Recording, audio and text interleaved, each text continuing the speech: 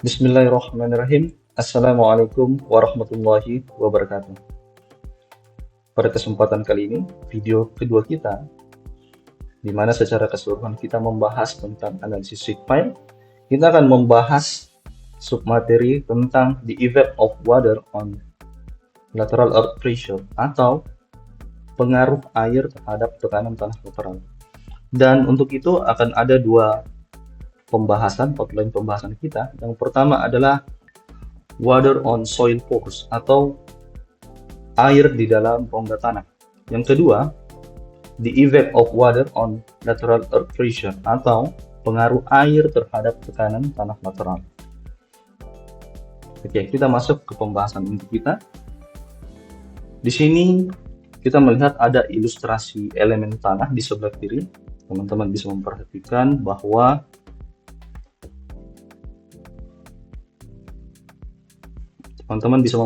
bahwa ini elemen tanah ada dua, ada butir padat, ada butir padat dan ada rongga. Ini adalah fase tanah atau bagian dari tanah. Kemudian rongga itu biasanya diisi oleh udara atau air atau bahkan bisa keduanya. Kondisi ini adalah kondisi natural dari tanah. Nah, di dalam konteks ini kita akan membahas bagaimana ketika seluruh ruang di dalam tanah atau rongga tanah itu terisi oleh air. Nah, kondisi seperti ini disebut dengan kondisi tanah jenuh. Jenuh oleh air atau biasa kita kenal dengan istilah saturated. Istilah saturated. Nah, secara keseluruhan tanah itu bekerja bersama-sama, itu akan ditahan oleh dua ini, butir padat dan air yang ada di dalam rongga. Tetapi dalam konteks tekanan tanah lateral ini, kedua hal ini harus dipisah terkait dengan analisis tekanan tanah lateral. Maksudnya apa? Karena saya sudah menjelaskan di video sebelumnya bahwa tekanan tanah lateral itu berbeda dengan tekanan air. Tekanan tanah lateral itu tidak sama besar antara sigma V-nya atau tekanan vertikalnya terhadap tekanan horizontalnya. Tetapi air itu sama. Saya kembali ke materi. Di sini ada dua definisi, ada dua poin. Ada effective stress atau tegangan efektif dan ada tekanan euphoria. Maksudnya apa? Nah, tegangan efektif itu adalah tegangan yang dihasilkan hanya oleh aktivitas dari butir-butir itu. Jadi ini hanya terjadi pada butir padat. Yang kedua, ada pore water pressure. Pore water pressure atau tekanan air pori. Artinya ini adalah air yang ada di dalam rongga. Nah, seperti itu. Nah, apa kaitannya dengan tekanan tanah lateral? Kaitannya adalah ketika ada air di dalam rongga, tegangan efektif itu menurun. Dan semakin jenuh air di dalam rongga, artinya semakin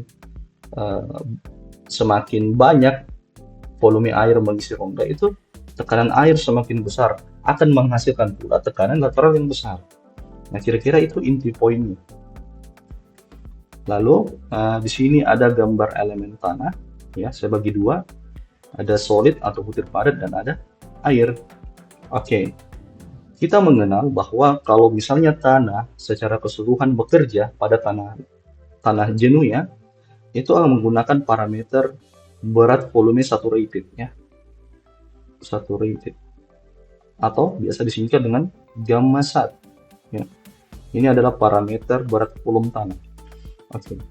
Nah, khusus untuk kasus ini, karena antara butir padat dan air itu besarnya, tekanannya beda, tekanan lateralnya beda, maka harus dipisah. Dan untuk solid itu karena tegangan efektif, maka menggunakan gamma aksen, ya, menggunakan parameter gamma aksen. Dan untuk air adalah gamma air, gamma water, atau berat volume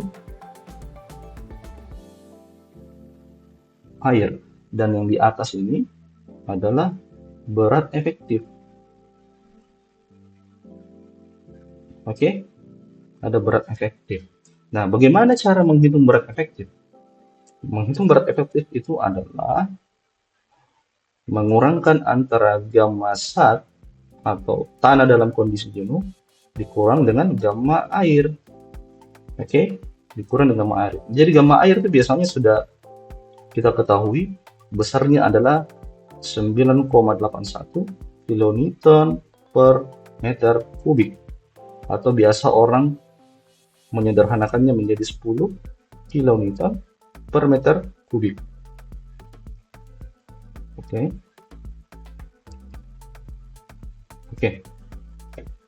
Nah, oleh karena itu di sini kita melihat bahwa KA dan KP ini sudah sesuai dengan apa yang saya jelaskan di video pertama, begitupun dengan air. Oke, kita lanjut ya. Jadi ada perbedaan mendasarnya, yaitu adalah gamma aksen dan gamma air. Itu alokasi penggunaan dari parameternya. Oke, selanjutnya kita masuk ke pengaruh air terhadap the effect of water on lateral earth pressure, atau pengaruh air terhadap tekanan tanah lateral. Nah, tadi sebenarnya saya sudah jelaskan bahwa gamma aksen itu kita pakai pada kondisi di mana tanah itu jenuh untuk menghitung apa? Tekanan tanah yang dihasilkan oleh tekanan oleh butirnya saja, di luar dari airnya, karena air itu kita akan hitung sendiri. Di sini kita lihat ada dua contoh, teman-teman. Nah, contoh pertama ini saya akan cari di sini, dan ini adalah contoh kedua. Contoh pertama ini adalah ketika misalnya muka air tanah itu terletak tepat di permukaan. Oke. Kemudian ini muka air tanah yang kedua ya. Muka air tanah itu terletak di kedalaman H1. Oke. Dari permukaan ke H1 di bawah itu adalah muka air tanah, atau ini. Ya, seperti yang tertandai di gambar. Oke. Jadi kita melihat ada dua kondisi. Kondisi pertama ini karena tanahnya secara keseluruhan terendam oleh air atau dalam kondisi jenuh, maka seluruh parameter tanah ini adalah menggunakan gamma aksen dan gamma W untuk menghitung tekanan tanah dan tekanan air. Dan ini terbagi menjadi dua jenis ya. Kalau yang gambar kedua ini, yang kanan. Yang pertama karena ini adalah kondisi tanah tidak jenuh di atas, ini tidak jenuh. Kalau di bawah ini adalah jenuh ya. Ini perlu kita bagi. Nah, untuk kondisi tidak jenuh ini, kita hanya perlu menggunakan parameter gamma saja yang di awal ya, karena tanah ini dalam kondisi naturalnya. Itu poinnya. Nah, kalau jenuh di bawah ini ya sama, menggunakan gamma aksen dan gamma W karena tekanannya harus kita pisah. Itu poinnya. Oke. Oleh karena itu, saya akan coba kasihkan contoh di sini. Oke, kita melihat di sini ada diagram tekanan tanah. Oke, ini adalah diagram tekanan. Oke, sebelum menghitung tekanan, kita perlu menggambar diagram dulu ya. Itu yang perlu diingat. Oke, di sini saya bagi menjadi 4 diagram ya. Secara keseluruhan ini menjadi satu diagram, tapi diagramnya ini terpisah. Oke, di sebelah sini itu adalah tekanan aktif. Oke, di sebelah kiri ini adalah tekanan pasif. Oke, nah tekanan aktif ini adalah yang poin 1 dan 2. Kalau pasif ini 3 dan 4. Oke, yang satu ini adalah menggambarkan tekanan tanah aktif efektif atau menggunakan gamma aksen ya, setinggi H. Oke, setinggi H. Maka rumusnya sama, yaitu karena bentuknya segitiga 1/2 dikali alas. Alasnya adalah sigma H. Oke. Dan di sini sigma H-nya itu adalah terdiri dari sigma H1 tambah sigma H2. Oke. Tapi kita lihat dulu karena kita menggambar yang poin pertama. Oke, yang ini poin pertama, ini poin kedua, sorry. Ini poin ketiga dan ini poin keempat. Nah, poin pertama ini adalah sigma H1, coba perhatikan di gambar ya. Sigma H1, maka ini adalah sigma H1. Oke. Dikali apa? Dikali H. 1/2 dikali alas kali tinggi. Alasnya adalah sigma H1. Nah, sigma H1 ini ya itu turunannya. Hasil akhirnya seperti ini. Oke. Saya sudah jelaskan di materi sebelumnya. Begitupun dengan tinggi air, oke? Karena kita memisahkan antara tekanan yang disebabkan oleh butir atau tekanan efektif dengan tekanan air, maka nomor 2 ini adalah tekanan air yang sama, setinggi H juga. Maka rumusnya sama. Khusus untuk air, ini teman-teman perlu perhatikan, sama ya, karena bentuknya segitiga, 1/2 dikali alas. Alasnya adalah sigma H2 ya, seperti digambar, coba perhatikan di sini. Dikali tingginya adalah H. Nah, ini kita buat breakdownnya sedikit ya. 1/2 dikali apa rumus sigma H, teman-teman? Ya, K dikali sigma V dikali dalam kurung ya, kembali dikali H. Oke. Apalagi teman-teman? Selanjutnya adalah 1/2 dikali, nah perlu teman-teman ingat karena tekanan air, maka K-nya ini tidak perlu sebenarnya dihitung. Kenapa? Karena K di sini sama dengan 1. Oke, jadi semua yang dikali 1 kan hasilnya sama ya. Artinya dikali sigma V saja dikali H. Nah, pertanyaannya apa sigma V ini? Nah, sigma V air itu adalah gamma air, karena kan bicara air ya, gamma air dikali tinggi air. Oke, nah ini H diturunkan kembali jadi H. Maka jadilah rumus 1/2 dikali gamma air dikali H pangkat 2. Seperti ini teman-teman. Oke, jadi persis sama. Oke, kira-kira begitu teman-teman. Dan begitu pun juga berlaku pada poin 3 dan poin 4. Teman-teman silahkan mempelajari secara mandiri karena dasarnya sama. Oke. Nah, begitu pun dengan contoh soal yang kedua tadi ya. Contoh kasus yang kedua. Kalau contoh kasus kedua ini ada sampai 6 gambar. Oke, tapi untuk tekanan aktifnya itu ada 1, 2, 3, dan 4. Oke. Kemudian untuk tekanan pasifnya adalah di 5 dan 6. Oke, di gambar ini. Atau saya persingkat saja.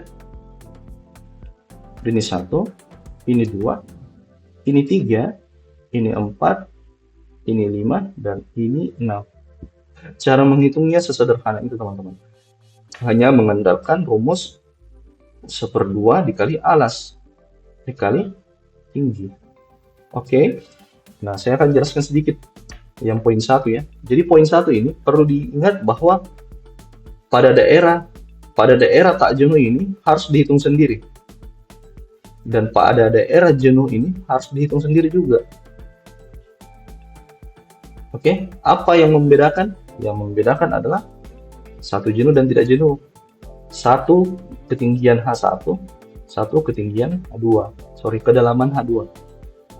Nah ini ya, jadi untuk tanah setinggi H1 itu adalah 1/2 dikali Ka dikali gamma ya. Ini ingat bahwa karena ini kan tak jenuh ya, karena tak jenuh, maka parameternya adalah gamma.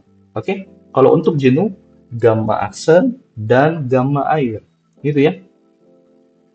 Nah itu perbedaannya. Dan begitu pun materi-materi lainnya, ini sama saja. Oke, poin-poin lain ini sama saja perhitungannya ya. Nah, jadi ada satu yang terakhir sebelum kita masuk ke contoh soal.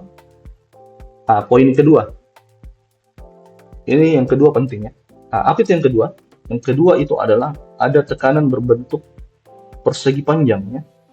Apa maksudnya? Jadi tekanan kedua itu adalah tekanan lateral akibat beban Q atau sigma P dari tanah setinggi H1. Maksudnya apa? Maksudnya adalah bahwa tanah setinggi H1 ini dia akan menekan ke tanah setinggi H2. Oke?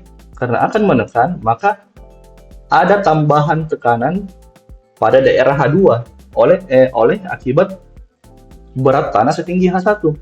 Nah, itu ya. Sama seperti misalnya kalau kita membayangkan misalnya si A menggendong si B. maka si A ini akan menekan lebih besar oleh akibat karena ada si B di atas pundaknya misalnya, karena main gendong ya. Kurang lebih seperti itu eh, bayangannya. Oke, maka cara menghitungnya sama seperti rumus segitiga, tapi karena bentuknya persegi panjang, maka menghitungnya adalah lebar dikali tinggi. Oke, atau panjang kali lebar, terserah apapun istilahnya. Lebarnya itu adalah, coba perhatikan teman-teman, di bentuk kedua ini adalah sigma H2. Oke, coba perhatikan ini sigma H2. Nah, teman-teman lihat, lebarnya adalah sigma H2 dikali tingginya berapa? Tinggi dari diagram yang kedua itu adalah H2. Oke, nah perlu teman-teman perhatikan bahwa sigma H2 ini memiliki lebar yang sama dengan sigma H1. Oke, ini sama ya, berarti sigma H2 sama dengan sigma H1. Maka sigma H2 ini cukup mengambil dari sigma H1 yang kalian hitung di perhitungan pertama ini dan masukkan saja ke sini. Oke, lalu kalikan dengan H2, maka dapatlah tekanan PA2 atau tekanan aktif yang diakibatkan oleh beban tanah setinggi H1. Nah, begitu teman-teman, dan seterusnya. Oke, kita masuk ke contoh soal. Nah, contoh soal ini kita lihat bahwa ini adalah dinding penahan dengan parameter tanah gamma B. Gamma B itu adalah tanah dalam kondisi basah ya atau natural. Ya, gamma B. Gamma 1 itu adalah tanah berat volume tanah dalam kondisi saturated atau jenuh ya. Tadi sudah saya jelaskan. Oke, C adalah kohesi 20 dan P atau sudut geser dalam adalah 10 derajat. Hitung tekanan aktif dan pasif di mana muka air tanahnya itu ada di kedalaman minus 1 meter. Artinya dari permukaan sampai ke bawah itu minus 1 meter, baru ada muka air tanahnya. Dan permukaan tidak memiliki kemiringan atau datar saja ya. Oke, kita masuk. Tentunya cara perhitungannya simpel teman-teman ya. Kita menghitung pertama gamma aksennya dulu, karena kita sudah tahu bahwa ada daerah yang jenuh. Oke, di mana gamma sat dikurang gamma air, atau gamma satnya adalah 19, gamma airnya di sini saya ambil 10 ya sebagai contoh. Oke, maka dapatlah 9 kN per meter kubik. Oke, untuk gamma aksen. Lalu kita menghitung koefisien tekanan aktif dan pasif. Di sini kita coba ambil perhitungan dari Rankine sebagai contoh. Oke, ini adalah Rankine, di mana tan Ka-nya adalah sama dengan tan kuadrat dalam kurung 45 derajat dikurang Pi dibagi 2, di mana Pi-nya adalah 10 derajat. Oke, jadi kita masukkan. Ya. Maka dapatlah hasil 0,704. Kalau untuk KP-nya 1,420. Silakan teman-teman menghitung secara mandiri untuk membuktikan angka-angka tersebut ya. Lalu kita pindah ke menghitung tekanan dasar. Kita hitung semua ini. Sigma H1, Sigma H2, Sigma H3, Sigma H4, Sigma H5, Sigma H6. Oke. Jadi Sigma H1 itu adalah tekanan tanah setinggi H1. Terus Sigma H2 itu adalah tekanan tanah oleh akibat berat tanah setinggi H1. Kalau Sigma H3 itu adalah tekanan tanah dasar pada tinggi H2. Sigma H4 itu adalah untuk tekanan air, dan Sigma H5 itu adalah untuk tekanan tanah pasifnya, dan Sigma H6 itu adalah tekanan air ya, tapi bekerja secara pasif. Itu ya perbedaan masing-masing. Oke, jadi Sigma H1 adalah Ka dikali H1 dikali gamma. Oke, perlu diingat kembali bahwa Sigma H itu adalah K dikali Sigma V, atau K dikali Sigma V turunannya adalah gamma dikali tinggi misalnya tinggi contohnya misalnya H ya. Nah, inilah yang dioper ke sini. Oke, sama ya. Dimana karena kita menghitung tekanan aktif dulu, PA1, sorry, sigma H1, Ka dikali H1, ya, oke, dikali gamma. Kenapa gamma? Karena parameternya adalah tak jenuh.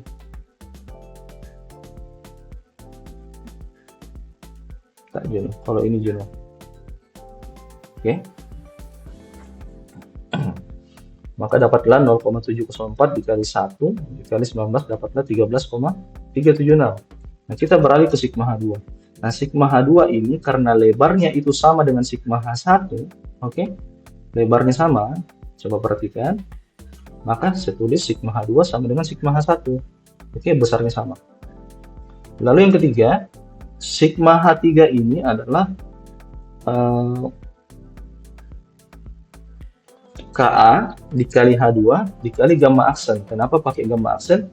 Ya karena PA3 ini atau sigma H, sorry, tekanan dasar dari PA3 ini atau sigma H3 itu bekerja di kedalaman H2 atau kedalaman yang jenuh air menggunakan gamma aksen. Oke.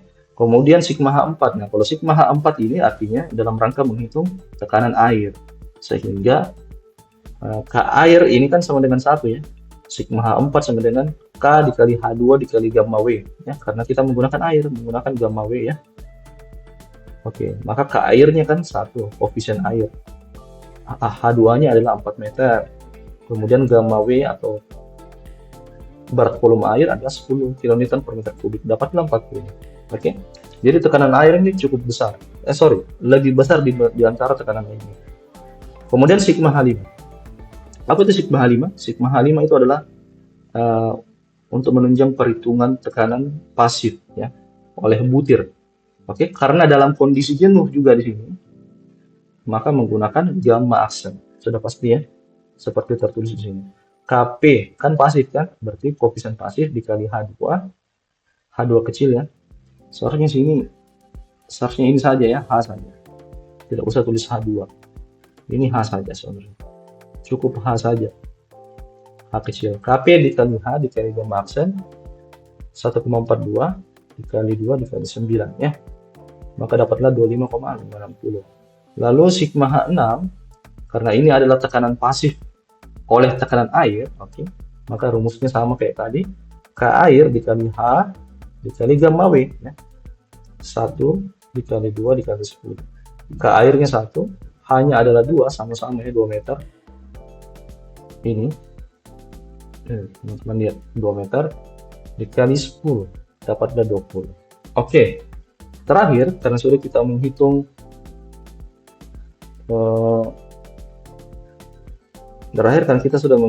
seharusnya ada satu hitungan lagi ya, tapi tidak apa-apa kita hitung di sini saja.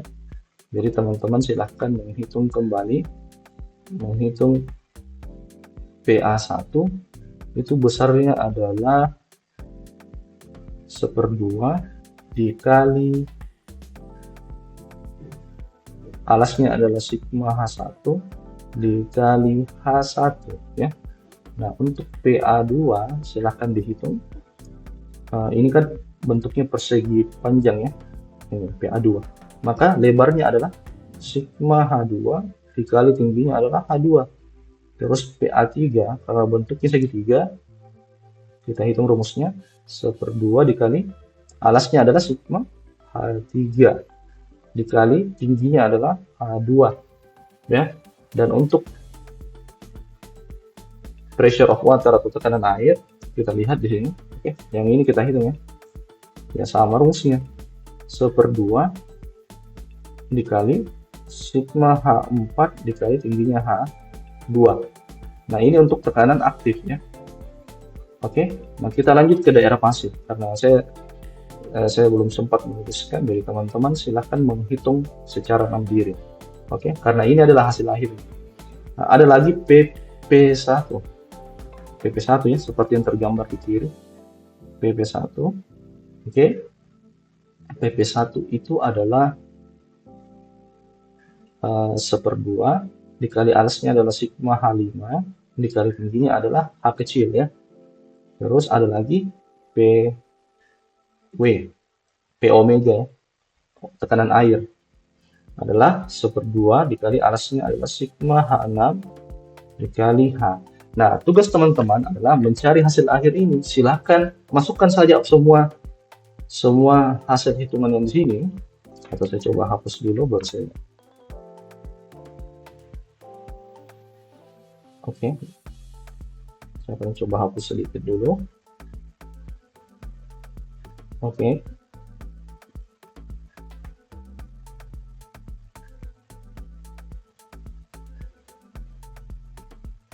Oke, sekiranya cukup begini. Lalu